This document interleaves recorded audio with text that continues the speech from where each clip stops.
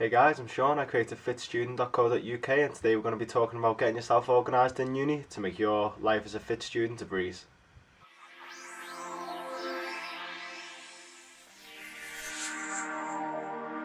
Okay, so a big part of uni is being organised. If you don't get organised, you're going to fall back on notes. You're going to have a big pile of notes like this with just random stuff in it that you don't know what it is.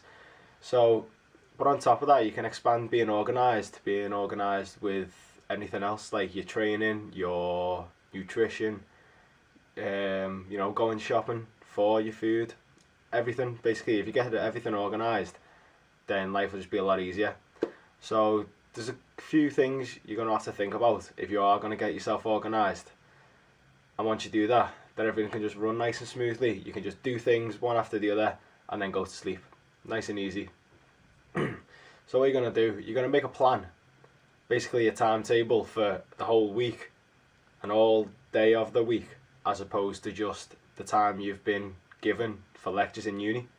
So once you've done that, the best thing you'll be able to do is follow that, and then if anything does happen to come up that you're not too, like you weren't expecting, and you can just quickly shuffle a couple of things about in the timetable and then fit it in and then get it done and out the way and then get back to normal track, then that's it. That's you set for uni and about life if you keep doing things like this. Okay, so the first thing you're going to have to think about is your uni work.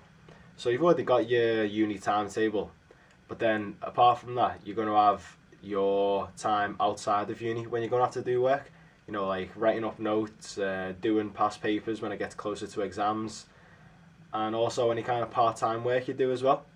And if you're doing part-time work, you should know when you're going to be working each week. And if you don't, then I'd advise trying to get your boss to give you set hours each week, one week after the other, so you always know you're working that shift at that time and you can stick everything else around that. But in terms of doing your uni work, it really helps to have some kind of note-taking system. And there's a system that's really good called the Cornell note-taking system.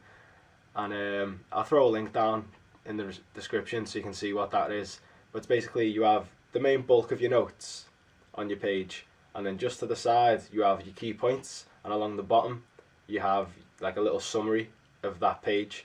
You can do that for every page, and if you can make a little summary after the lecture, then you know you've understood the lecture. And then when it comes to revising at Christmas for January exams or in summer for summer exams, if you've done that, it'll be much easier to revise.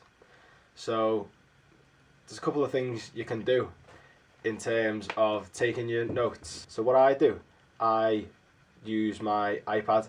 You can use any kind of tablet, there's loads of apps, but this is the one I use. It's called Good Notes, and it's really good because you can set different notebooks for different lectures, and then it keeps them all nice and tidy. And if you get a little stylus like this one, then you can just write them freehand as opposed to typing them. So if you look at this one, then we've got, see, just standard notes.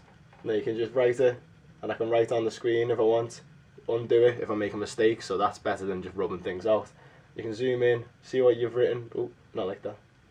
See what you've written properly, and then it's nice and it's saved, it's there, it's everywhere you go. You take it with you, it never gets any heavier as you get more notes.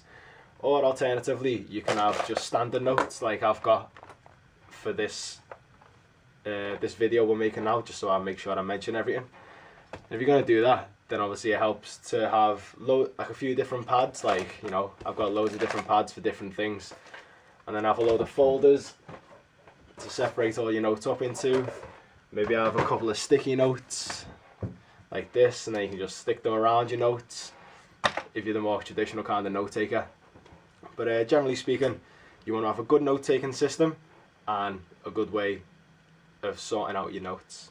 Okay, so once you've sorted that out, you've got your uni timetable, it's time to think about your nutrition. So when it comes to your nutrition, you know, obviously you got to shop to buy your food, you got to cook the food, and then you've got to eat the food. And you should think about each one of those, when you're going to do it in the week and how long it's going to take. So obviously if you're doing your shopping, then say it takes an hour, And it'll be even quicker if you've made a list, and then you can just go straight into the shop, make your way around, everything in the basket, check out, get home, put it away. Shopping's done nice and easy. That's an hour in your week, and then you're sorted. Next thing, you're cooking. If you've already started cooking things in bulk, you know, cooking a lot of things on Sunday for say Monday to Wednesday, put them in the freezer, put them in the fridge, and then do the same thing on Wednesday for the rest of the week. That's top notch, because then all you have to do, you have to wake up, get ready, get dressed, make up your uni bag, and then on the way out, pass through the kitchen, take your dinner out the fridge, and then you're good to go. And then your meal that you eat in uni is going to be a lot healthier, and you know you've made it yourself, so you know exactly what's in it. If you're counting your macros, you know exactly what the macros are, whereas if you just grab stuff as you're on the go, then it's going to cost you a lot more money, and it's not going to be as good for your diet. And also, as well as your main meals, think about snacks. I've been eating a lot of nuts and seeds and Greek yogurt recently. That's really good for getting good protein sources throughout the day that you can just keep in a little tub and take with you to uni. Try and think of when you're going to eat during the day and every day. So that's nutrition sorted once we've done all that. And then we move on to training. You know, you've got societies. If you're part of a sports team, awesome. They'll probably already be telling you when you're going to be training, how you're going to be training, and how long it's going to last. So then that's you already set with your training timetable. But if you're not in a society, then you really need to have a workout plan.